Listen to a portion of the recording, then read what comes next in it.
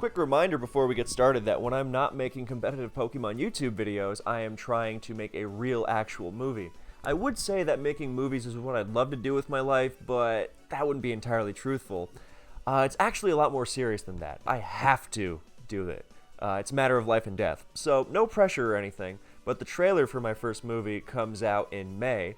It will be a demonstration of what our movie will be, and it will solicit donations that will help us finish the full thing because, making movies costs, money or whatever.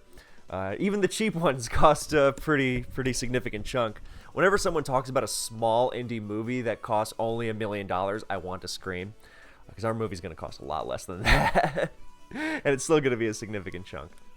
But yeah, you should be interested in this, not just out of obligation because it's life and death, but also because the movie will be of great interest to you, since no matter what kind of movies or TV shows you like, there are going to be a great many things there that you will enjoy.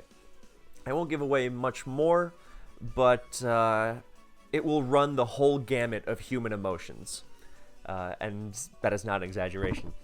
So keep an eye out, get your wallets ready, tell your friends, all that good stuff. And once again, life or death. So, speaking of life or death, DPP Ubers, the greatest metagame of all time, had, when it was Diamond and Pearl Ubers, there was just regular Giratina. There was no Giratina altered in Origin, it was just Giratina. And the Giratina we had was altered. Then Platinum came around and gave it its Origin form. And to transform into its Origin form, it had to hold the Grisius Orb. Or, before the North American release, then it was called the Platinum Orb in the translation. And so that's when Giratina Origin came into being. But Dialga and Palkia didn't get their own Origin forms until Pokemon Legends Arceus. And I thought that was a very cool addition. So they haven't been released in Scarlet and Violet at the time of this video. But I was doing some skimming on Bulbapedia. And apparently, because the way that Giratina transforms is that it has an orb in every generation before 9. Has an orb, just like Dialga and Palkia. Dialga has the Adamant Orb, and Palkia has the Lustrous Orb. And both of these give them a 20% boost to their stabs. So the Grisius Orb gives Giratina a boost to both its stabs, but also transforms it into its Origin form outside the Distortion world. So it would make sense that it would be the same for Dialga and Palkia's Origin forms and when they come back to Scarlet and Violet. Now, the way that Pokemon Legends Arceus has it is that they're first of all, they're new items. Adamant Crystal, Lustrous Globe, and Giratina has a Grisius Core. And those are key items, so you can't hold those. But from what we know in the right now, is that they have to hold these items in Scarlet and Violet to transform into their Origin forms. So it would make sense that they are just basically the same thing as Adamant, Lustrous, and Grisius orbs back, before Gen 9. So, since we don't know for sure that they're going to boost the stabs in the same way that the orbs do, we're just going to assume for this video that they do, because it would feel like a very pointless thing to take out. Like here, change into this form and, say goodbye to your stab, so it's just a form changing item. It's not like they're getting significant enough boosts, like on par with like a Mega Pokemon, for example. Especially like it would be really weird to take it away from Giratina. So for the purpose of this video, we're just going to assume that when Dialga holds the Adamant Crystal, it gets the boost to its stabs, the 20% boost. Same with Palkia and its Lustrous Globe. So, and if when Scarlet and Violet come out, they don't get it, and then maybe I'll have to make this video again. No, I doubt it, because it's simple. It'll be that video would just be, yeah, remember that video I made about how good they would be? They'd be a little less good than that because they don't have the power to their stabs. So Dialga in particular, I don't think would get used very much without the boost to its stabs. So before we get into Origin forms, we quickly establish what the regular forms are like, and we'll go over Dialga and then Palkia. So this is Dialga's regular stat spread, and it's incredible. It can do anything. You know, it can go all out offensive, it can go all out defensive, it can run so many sets on both of those spectrums, and it can run a million things in between as well. You know, mixed, whatever. I have a playlist of, for those who don't know, this is a video called My Personal Viability Rankings, August 2021, and it's one of many videos in a playlist on my channel that this video is also in, called, it's just DPP Ubers. You know, the first video is DPP Ubers, the greatest metagame of all time. So these are, you know, the rough viability rankings the way I see them. So we see Dialga is very firmly in S rank. It's the best Pokemon in the tier, quickly followed by Giratina O. And then we've got Groudon and Kyogre, then the Lottie Twins, Darkrai, Deoxyspeed, Garchomp, Palkia, and then below like Mewtwo, Jirachi, Titar. So that's a rough idea of what the tier is. There's a lot more to it, of course, but this video will presuppose some knowledge of DPP Ubers, and will quickly give you a taste with this replay. So Dialga really does it all. It rocks, specs, mixed, bulk up. It can mix a Scarf, that's a really popular one. It can really mix and match to its heart's desire, and it is the most defining Pokemon in the tier. It's so good that you could bring Dialga every game for the rest of your life in DPP Ubers, and there's nothing your opponent could do to punish you. It's like, yeah, I know they're bringing Dialga, so what? I assume that I'm going to face a Dialga anyway. It's just that common. I don't have the usage statistics from my DPP Ubers tournament on me, but Dialga had to be like, you know, top 2 usage at worst. I would be very surprised if it wasn't number 1. So, for those uninitiated, this is a quick example of a replay I pulled from my DPP Ubers tournament, which is the games from which are also in that playlist. Just to show Dialga doing its stuff. See, there's a Scarf set on Hack's side and a Stealth Rock support set from Stone, and it just does it all. There's Rayquaza doing some stuff, and it gets crit. Sad. This Metagross is going to get an agility off, and Dialga's going to roar it out because it's got amazing physical defense. So Dialga is great because it's offensively threatening. You know, there's nothing it can't KO, potentially, depending on its set. And it's also really good because of its amazing HP, great special defense, and its typing, which means it resists water, resists thunder as well, and is neutral to Ice Beam, which makes it a very good Kyogre check, especially because it threatens back with things like Thunder, roars out Calm Minders, it can T-Wave, all sorts of stuff. So that's just one example, and of course it's got rocks, and pressure is very abusable with things like Sub and Protect as well.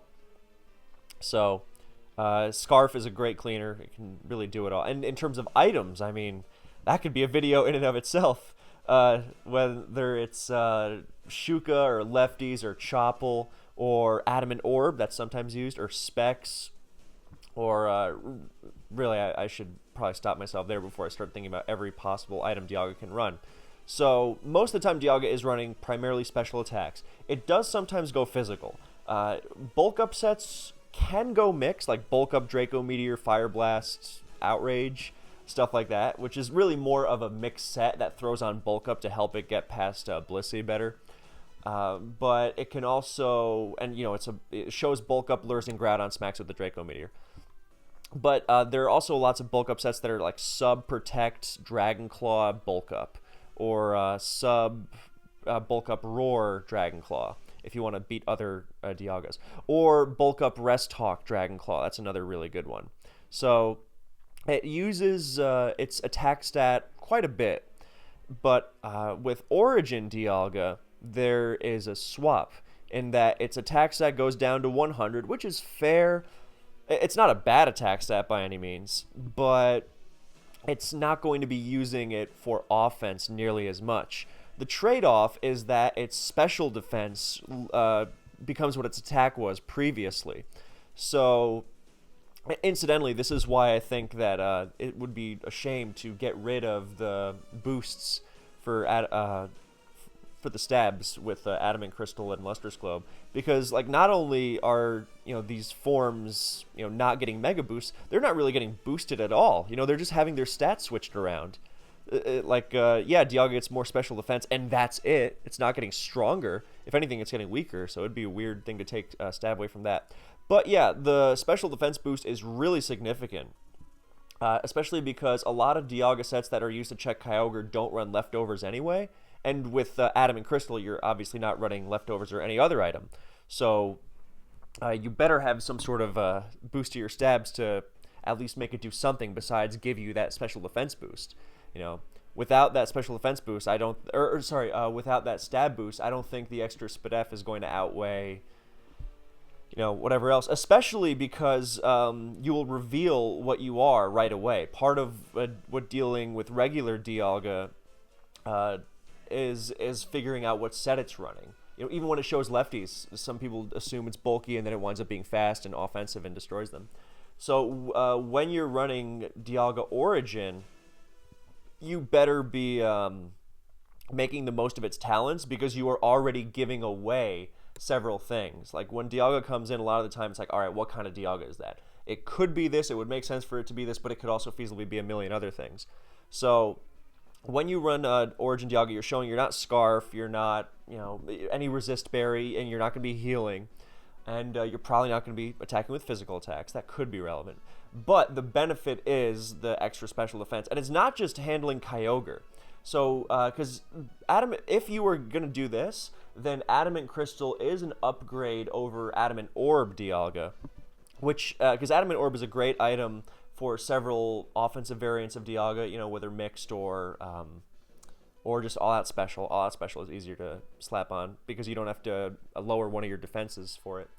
So you can do that because sometimes you want to boost to your dragon moves without the recoil of Life Orb, because Life Orb gets in the way. And with Adamant Crystal, then yeah, you're showing what you are right off the bat, but you still have that boost to your Dragon Stab, because Dialga doesn't use Flash Cannon in Gen 4. There's no Fairy types. And there's better ways to hit T-Tar. So, yeah, there's... thank you for that notification, computer. Yeah, so you get that boost, but you also have better special defense to take on Kyogre, which is significant, and it's not just Kyogre. So we look at the damage calc real quick. See, that's Latios Revenge killing a bulkless Dialga, right? So guaranteed KO with Draco Meteor. That's standard Dialga. Now, if we change the special defense stat to 120, the base special defense stat to 120, which is what Origin Dialga has, look how that calc changes. From 100% minimum to 12, so super guaranteed, 12.5 to KO from full health, percent chance to KO from full health. So that's a massive, massive change. And this is, of course, you know, with zero bulk. You could obviously invest in a lot of bulk. Dialga can do whatever it wants. But, I mean, this is one of the strongest attacks you're going to be getting hit by. You know, pretty much everything else is going to bounce off by comparison. Like, if we go with Latios, for example, you know, Latios's Dragon Pulse is, you know, this is nothing. Absolutely nothing. Or, like, let's take something like... that's a Soul Dew boosted one. Let's take Darkrai's Focus Blast. Life Orb Focus Blast, you know, not having a guaranteed KO, and Life Orb is not a super common... I mean, it is a common item on Darkrai, but a lot of them prefer to not get worn down even faster than it already gets worn down. So it's not unlikely that you're going to be taking a non-Life Orb Focus Blast, just for example. Obviously, if it is Life Orb, then you still are better off, especially if you invest some bulk in it. And, I mean, just... all DPP Ubers is a tier of Draco Meteors. So Dracos from other Dialga, you know, Rayquaza, you know, Palkia doesn't always run Draco Meteor, it should, but look at how little Spatial Ren does. You know, not favored to 2 a KO from full health. That's absolutely crazy. Again, this is zero bulk. So with Origin Dialga, you are not outclassing regular Dialga by any means. But for certain offensive sets, I think you would use it on certain teams that are really aggressive, and so it doesn't really matter that you know that it's an Origin Dialga. First of all, just because you know it's Origin Dialga doesn't mean you necessarily know it's set.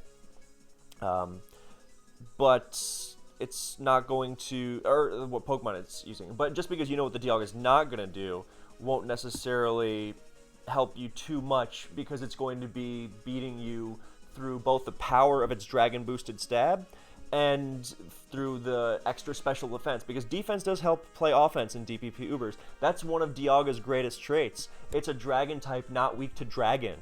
You know, in DPP Ubers, that's immense because no other dragon is steel. So every other dragon is weak to dragon. So a lot of the time in DPP Ubers, it's about being neutral to dragon. Forget resisting it. So also being a dragon that's neutral to ice, that's really valuable as well. Something it shares with Palkia. So yeah, it would be a great offensive Pokemon. Let's just mock up a standard set. You know, let's say Draco, Fire Blast, you know, Aura Sphere, and Thunder. You know, just as an example, this would be a great set. You could do Draco Dragon Pulse as well. That would be more than feasible. Sorry, this is a text about a bill which I paid.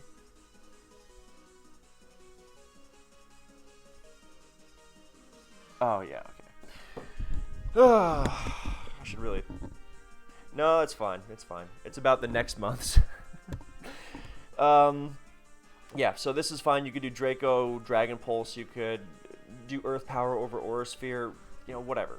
Point being that just with max special attack and speed, timid or modest, you know, you are not going to be as good against Blissey for sure, but that's nothing you can't fix with the right teammates. Right, so let's move on to Palkia. So regular Palkia is great. We'll have this quick replay showing some standard Palkia action. Excuse me. Palkia is very fast by DPP Uber standards because base 90 is the golden benchmark for the tier. It's Dialga, Groudon, Kyogre. Those are the big three. And then you've got things like Ho-Oh and Lucario getting there too. Rayquaza is already considered speedy because with base 95 it gets the jump on them. And Palkia, of course, gets the jump on Rayquaza with base 100. So it's a really great speed tier to have. It's also got a quadruple water resistance, which lets it absorb Kyogre better than most other Pokemon. And it's, of course, ferocious offensively with that wonderful Dragon Water Stab, which is only resisted by Empoleon and Shedinja, if I'm correct. Neither of which you're going to be seeing in Ubers. And of course it can hit anything in the game because it's not just a special move pool, but Fire Blast, Thunder, of course. So it's good in any weather. And speaking of weather, it's an amazing rain Pokemon because unlike Dialga, it doesn't just have a good secondary stab, but it's got a secondary stab that is boosted by Kyogre's Rain. So, and when you boost it with Lustrous Orb or Lustrous Globe, then it gets, it hits stupefying levels. So it's got perfect Dragon Stab and it's got perfect Water Stab to complement it. And of course, when Sun is active, then it just goes Fire Blast on Steel types. So, yeah, Palkia is immensely threatening. Even special walls like Blissey aren't necessarily safe against it because its Water Stab doesn't just mean Hydro Pump and Surf. It can also go Aqua Tail with Lustrous Orb and Rain, which smacks it real good. Can even run Focus Punch, which is pretty nasty, and works even in Sun. So yeah, Palkia can do a lot of things. It can even go Bulk Up if it wants, although those sets are less common than Dialga's variants of it. Yeah, Palkia can do all sorts of things. Scarf, Specs, Lustrous Orb, like an offensive Lustrous Orb style set, but with Haban Berry instead to take away its one weakness, which is Dragon. So that makes revenge killing even harder. I'm a big fan of Lum on Palkia. Because a lot of the time status is one of the few things that gets in its way. Even just simple lefties goes a long way for longevity against Kyogre. So yeah, Palkia can do a lot of can do it all. It's an excellent Pokemon. So yeah, Palkia does a lot of great things. We're just waiting for this replay. Oh my God, look, Palkia just got a KO. Isn't it amazing? It KO'd that 20% Magnezone with Surf, and then it got KO'd through Haban from 63. Come on. Yeah, so Palkia is really good. Now, Origin Palkia, again, just has its stats rearranged. So these are its stats, very good. And Palkia also has its attack lowered to 100. So yeah, I think it's a better physical attacker than Dialga now because 100 attack with Lustrous Orb, Aqua Tail is still in Rain. Is still going to be hitting quite hard, but it almost doesn't matter because of the two Origin forms, Palkia is so much better than Dialga. It's scary. Because whereas with Dialga, you really have to justify. I think regular Dialga would be way more common than Origin Dialga, because it's so much more flexible, and the boost of the special defense is only really valuable on one set. Whereas Luster's Globe Palkia, okay, yeah, you can't use resist berries, and you won't scarf with it, but it's so fast. Base 120 is absurd in DPP Ubers. Absolutely absurd. The only Pokemon that are going to outspeed a max speed Palkia naturally that you're going to see are Darkrai, Shaman Sky, and Mewtwo. Outside the lead slot, of course. Deoxys is, of course, fast. Deoxys speed is, of course, faster, but it's very rare outside the lead slot, and it's not a threat either. Occasionally, you'll see a mid-game Deoxys attack, but also rare. And, of course, none of these faster Pokemon, which also includes Scarfers. Faster Pokemon don't want to switch in, because, you try to switch in even like a bulky Mewtwo into a Palkia, and you're just going to get, eviscerated. Especially with the boost to its stabs. Like, you could say, oh, well, Sunny Mewtwo with bulk can, maybe shrug off, yeah, I don't think so. It would shrug off the dragon stabs, but I don't know. So, you can just run Spatial, Fire Blast, Hydro, Thunder, or depending on what your team is, you can run Spatial and Draco Meteor, because a lot of people think that Palkia's Dragon Stab is only as strong as Spatial Rend, and then it pops off a Draco Meteor on them and blows them away. That happens all the time, even now. So you can do whatever you want with this. I think this would be fairly simple. But that's speed stat. I mean, you switch Darkrai, Skyman, Bulky Mewtwo is the only one that even stands a chance, and even then. Or any Scarfer into Palkia, and forget it, they're getting obliterated. So that means you have to switch slower Pokemon into it, and that means you're taking 2 hits from it minimum, and that's a really big deal. Not just because it's so strong, but because it's going to get so many more opportunities to come in and take things on. Because right now, yes, base Palkia is very fast with base 100, 328, right? But here are the things it's outsped by naturally with no Scarf. Garchomp, that's a really big one. The Lottie twins, that's absolutely enormous. These are, considered really fast. So getting outsped by those is, those are, especially the Lottie twins, those are very common revenge killers to Palkia. And with this level of speed, then forget it. No, you're outspeeding even you are now the revenge killer to the Lottie twins. Latios especially is popular because its Draco Meteor is so strong that I think with like the slightest bit of chip, then it bursts through even Haban Palkia. But now it's like, no, it's the other way around. I don't think that it would be broken necessarily, just because entry hazards really rule the roost in DPP Ubers, and this does nothing to fix it. But the speed makes it so much harder to take on. I think the game gets a lot bulkier in response, and it gets a lot bulkier and a lot faster at the same time. But a lot of offensive teams just get as they are now. But put it this way, I don't think Origin Dialga invalidates any existing DPP Ubers teams, whereas I think a lot of good DPP Ubers teams as they are now get completely made unviable by the existence of Origin Palkia.